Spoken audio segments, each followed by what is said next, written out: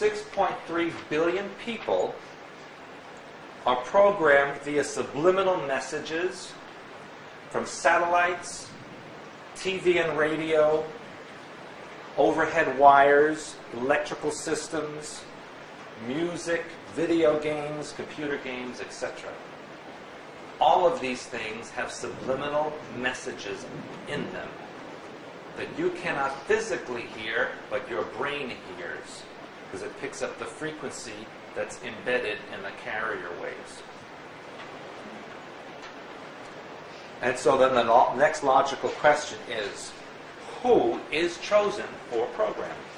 What are the basic requirements?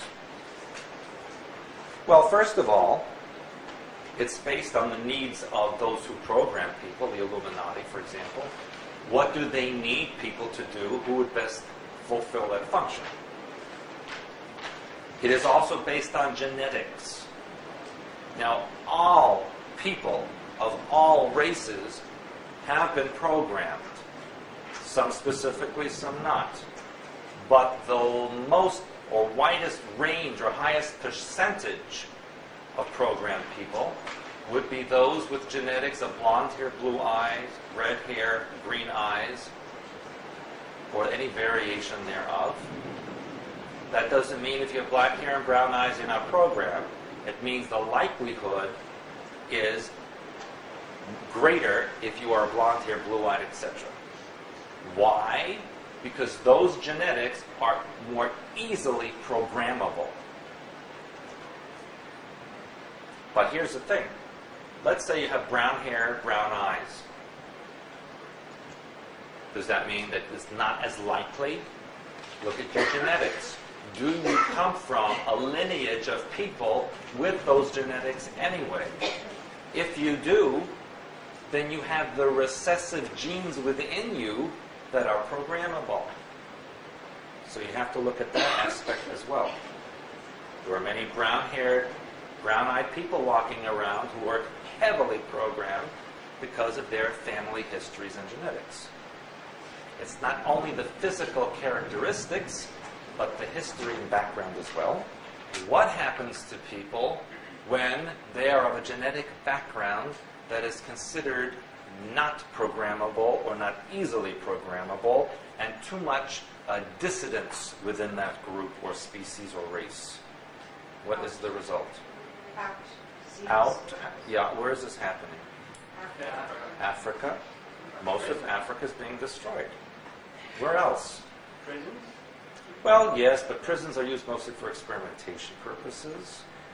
Latin America, the Aborigine people, a lot of the Asian people, all being eliminated to one degree or another because they're not considered programmable. There is a small percentage that is kept for what?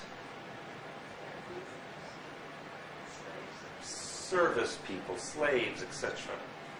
Absolutely. If you go to a hotel in Australia, who are the housekeepers? Not that many of them.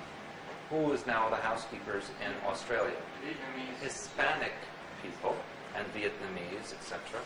Hispanic people in Australia. Yes.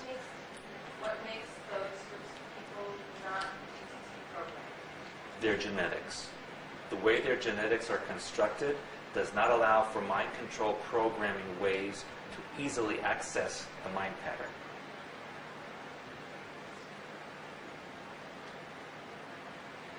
But isn't it like that they have their own kind of programming? Yes, many of them have their own religious programming and mind control, absolutely, within the context of their own culture.